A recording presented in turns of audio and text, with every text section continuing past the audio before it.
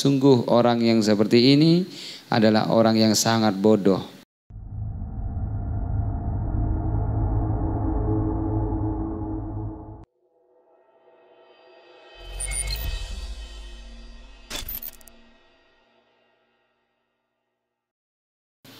Orang-orang yang berangan-angan suatu ampunan maghfirah dari Allah, angan-angan ingin masuk ke dalam surga, tapi tidak ada usaha, tidak ada usaha sungguh-sungguh dalam menjaga perintahnya Allah, dalam beribadah, berbuat taat, bahkan malah tenggelam dalam dunianya. Dia terus bergelimangan dosa, terus dalam perbuatan maksiatnya, dalam minuman kerasnya, dalam perzinahannya, dalam sumpah palsunya, dalam ribanya, dalam mengurangi takaran timbangan.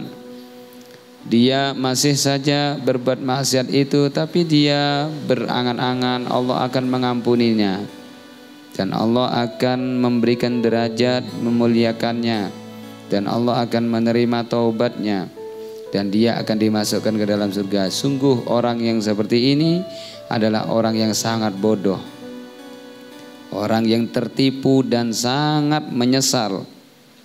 Ini adalah orang al-mutamannil gurur, yang berangan-angan dengan angan-angan yang kosong belaka, yang penuh tipuan.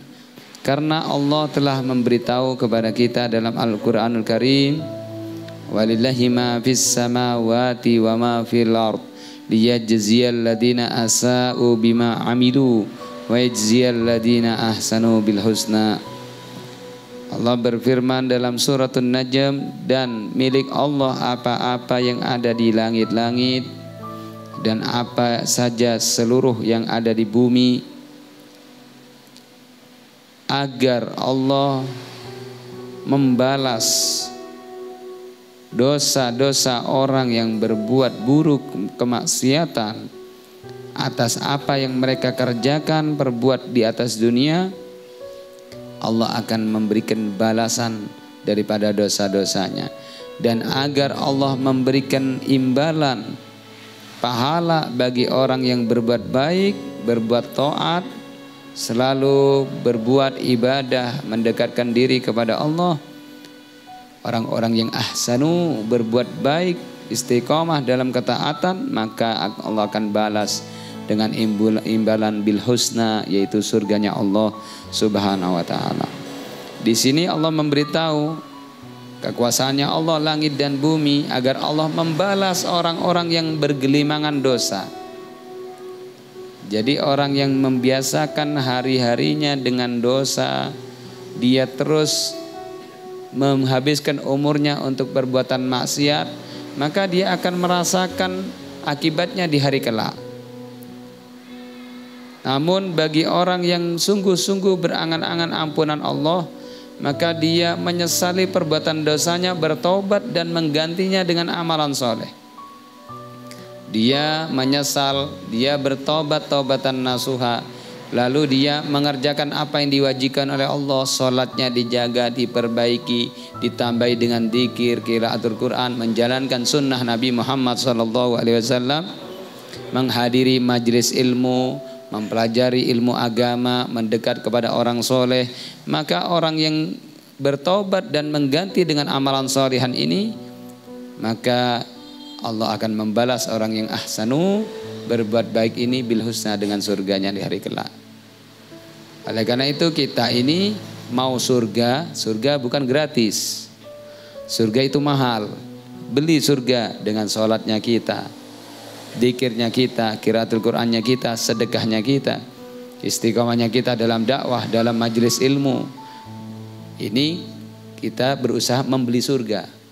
Tapi kalau kita membeli surga dengan cara riba, dengan cara mengurangi takaran timbangan, dengan cara minum-minuman keras, ini bukan beli surga, namanya beli neraka ini. Kalau kita beli surga, ayo kerjakan imtitsalu awamirillah, perintah-perintahnya Allah dikerjakan. Oleh karena itu dalam ayat yang lain Allah berfirman, wa alaysa lil insan illa ma sa'a wa anna sa'yahu sawfa yura sumaizahul jazaa'al aufa. Tidaklah ada untuk manusia itu kecuali ila masa'a, sesuai dengan usahanya ketika hidup di atas dunianya. Kebiasaannya apa? Bagaimana dia menggunakan umurnya? Maka itu yang akan dia dapatkan di hari kelak. Kalau kebiasaannya dia itu qiraatul Quran, akan dia meninggalnya dalam keadaan qiraatul Quran, insya Allah.